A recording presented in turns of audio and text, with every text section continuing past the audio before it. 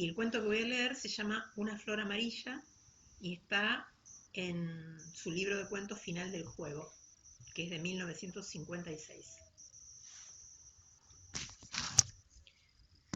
Parece una broma, pero somos inmortales. Lo sé por la negativa. Lo sé porque conozco al único mortal. Me contó su historia en un bistró de la Rue Cambron, tan borracho que no le costaba nada decir la verdad, aunque el patrón y los viejos clientes del mostrador se rieran hasta que el vino se le salía por los ojos. A mí debió verme algún interés pintado en la cara, porque se me apiló firme y acabamos dándonos el lujo de la mesa en un rincón donde se podía beber y hablar en paz. Me contó que era jubilado de la municipalidad y que su mujer se había vuelto con sus padres por una temporada, un modo como otro cualquiera de admitir que lo había abandonado. Era un tipo nada viejo y nada ignorante, de cara reseca y ojos tuberculosos.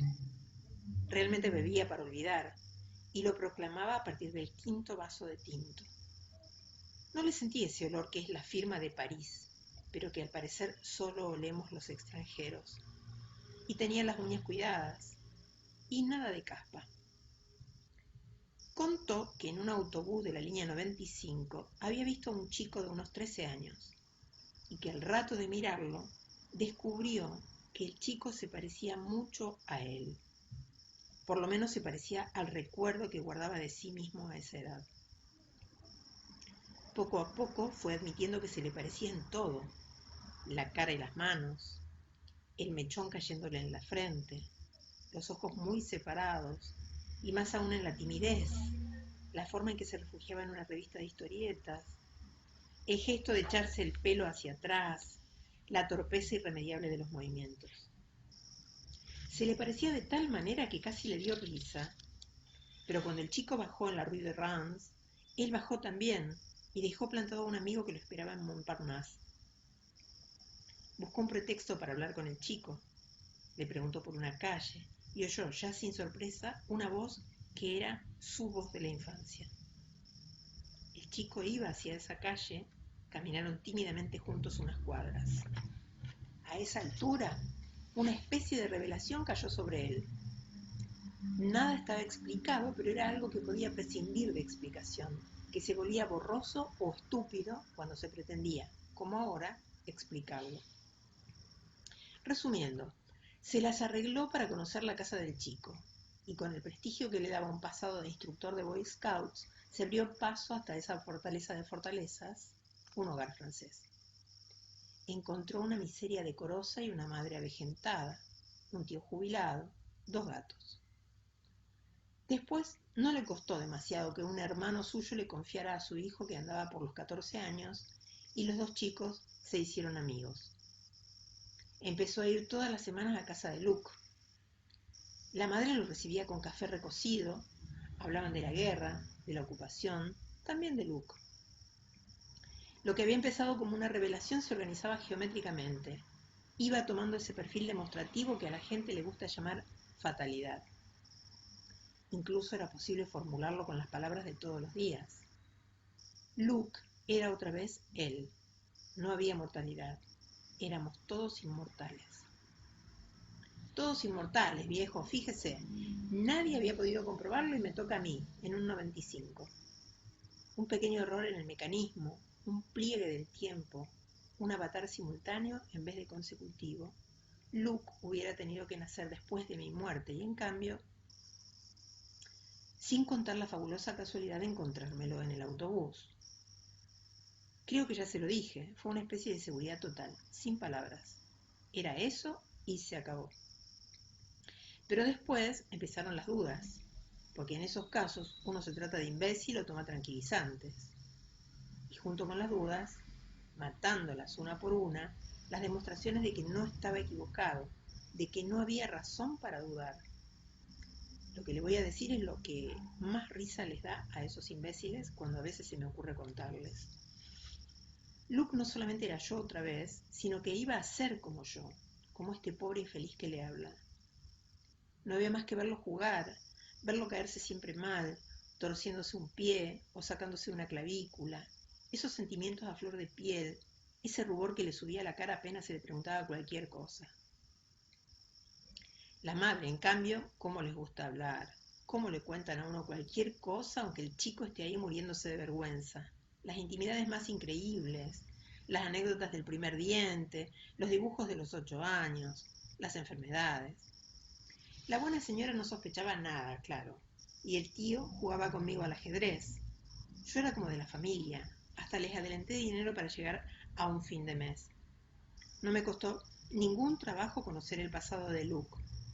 Bastaba intercalar preguntas entre los temas que interesaban a los viejos. El reumatismo del tío, las maldades de la portera, la política. Así fui conociendo la infancia de Luke entre jaques al rey y reflexiones sobre el precio de la carne. Y así la demostración se fue cumpliendo infalible. Pero entiéndame, mientras pedimos otra copa. Luke era yo, lo que yo había sido de niño. Pero no se lo imagine como un calco. Más bien una figura análoga, ¿comprende? Es decir, que a los 7 años yo me había dislocado una muñeca y Luke la clavícula. Y a los 9 habíamos tenido respectivamente el sarampión y la escarlatina. Y además, la historia intervenía, viejo. A mí el sarampión me había durado 15 días, mientras que a Luke lo habían curado en 4. Los progresos de la medicina y cosas por el estilo. Todo era análogo, y por eso, para ponerle un ejemplo al caso, bien podría suceder que el panadero de la esquina fuese un avatar de Napoleón. Y él no lo sabe, porque el orden no se ha alterado, porque no podrá encontrarse nunca con la verdad en un autobús. Pero si de alguna manera llegara a darse cuenta de esa verdad, podría comprender que ha repetido y que está repitiendo a Napoleón, que pasar de lavaplatos a dueño de una buena panadería en Montparnasse es la misma figura que saltar de Córcega al trono de Francia, y que escarbando despacio en la historia de su vida, encontraría los momentos que corresponden a la campaña de Egipto, al consulado y a Austerlitz. Y hasta se daría cuenta de que algo le va a pasar con su panadería dentro de unos años, y que acabará en una Santa Elena, que a lo mejor es una piecita en un 6º piso, pero también vencido, también rodeado por el agua de la soledad, también orgulloso de su panadería que fue como un vuelo de águilas. Usted se da cuenta, ¿no? Yo me daba cuenta, pero opiné que en la infancia todos tenemos enfermedades típicas a plazo fijo y que casi todos nos rompemos alguna cosa jugando al fútbol. Ya sé, no le he hablado más que de las coincidencias visibles. Por ejemplo, que Luke se pareciera a mí no tenía importancia, aunque sí la tuvo para la revelación en el autobús. Lo verdaderamente importante eran las secuencias, y eso es difícil de explicar porque tocan al carácter, a recuerdos imprecisos, a fábulas de la infancia. En ese tiempo, quiero decir cuando tenía la edad de Luke, yo había pasado por una época amarga que empezó con una enfermedad interminable. Después, en plena convalecencia, me fui a jugar con los amigos y me rompí un brazo. Y apenas había salido de eso, me enamoré de la hermana de un condiscípulo y sufrí como se sufre cuando se es incapaz de mirar en los ojos a una chica que se está burlando de uno. Luke se enfermó también. Apenas convaleciente lo invitaron al circo y al bajar de las graderías resbaló y se dislocó un tobillo. Poco después su madre lo sorprendió una tarde llorando al lado de la ventana, con un pañuelito azul estrujado en la mano, un pañuelo que no era de la casa. Como alguien tiene que hacer de contradictor en esta vida, dije que los amores infantiles son el complemento inevitable de los machucones y las pleuresías. Pero admití que lo del avión ya era otra cosa. Un avión con hélice a resorte que él había traído para su cumpleaños. Cuando se lo di, me acordé una vez más del mecano que mi madre me había regalado a los 14 años y de lo que me pasó. Pasó que estaba en el jardín, a pesar de que se venía una tormenta de verano y se veían ya los truenos, y me había puesto a armar una grúa sobre la mesa de la glorieta, cerca de la puerta de calle. Alguien me llamó desde la casa y tuve que entrar un minuto. Cuando volví, la caja del mecano había desaparecido y la puerta estaba abierta. Gritando desesperado corrí a la calle donde ya no se veía a nadie y en ese mismo instante cayó un rayo en el chalet de enfrente. Todo eso ocurrió como en un solo acto. y yo lo estaba recordando mientras le daba el avión a Luke, y él se quedaba mirándolo con la misma felicidad con que yo había mirado a mi Mecano. La madre vino a traerme una taza de café, y cambiábamos las frases de siempre cuando oímos un grito. Luke había corrido a la ventana como si quisiera tirarse al vacío. Tenía la cara blanca y los ojos llenos de lágrimas. Alcanzó a balbucear que el avión se había desviado en su vuelo, pasando exactamente por el hueco de la ventana entreabierta. «No se lo ven más, no se lo ven más», repetía llorando. Oímos gritar más abajo. El tío entró corriendo para anunciar que había un incendio en la casa de enfrente. ¿Comprende ahora? Sí, mejor nos tomamos otra copa. Después, como yo me callaba, el hombre dijo que había empezado a pensar solamente en Luke, en la suerte de Luke. Su madre lo destinaba a una escuela de artes y oficios para que modestamente se abriera lo que ella llamaba su camino en la vida. Pero ese camino ya estaba abierto, y solamente él, que no hubiera podido hablar sin que lo tomaran por loco y lo separaran para siempre de Luke, podía decirle a la madre y al tío que todo era inútil, que cualquier cosa que hicieran, el resultado sería el mismo: la humillación, la rutina lamentable, los años monótonos, los fracasos que van royendo la ropa y el alma, el refugio en una soledad resentida, en un bistró de barrio. Pero lo peor de todo no era el destino de Luke.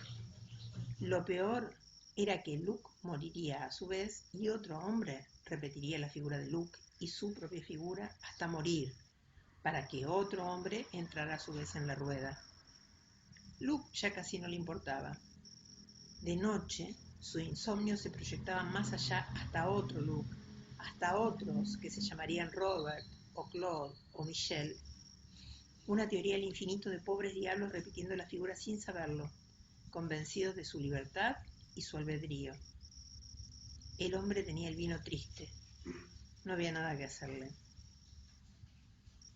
Ahora se ríen de mí cuando les digo que Luke murió unos meses después. Son demasiado estúpidos para entender que...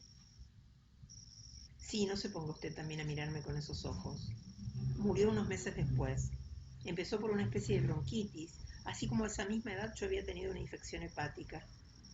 A mí me internaron en el hospital, pero la madre de Luke se empeñó en cuidarlo en casa, y yo iba casi todos los días, y a veces llevaba a mi sobrino para que jugara con Luke.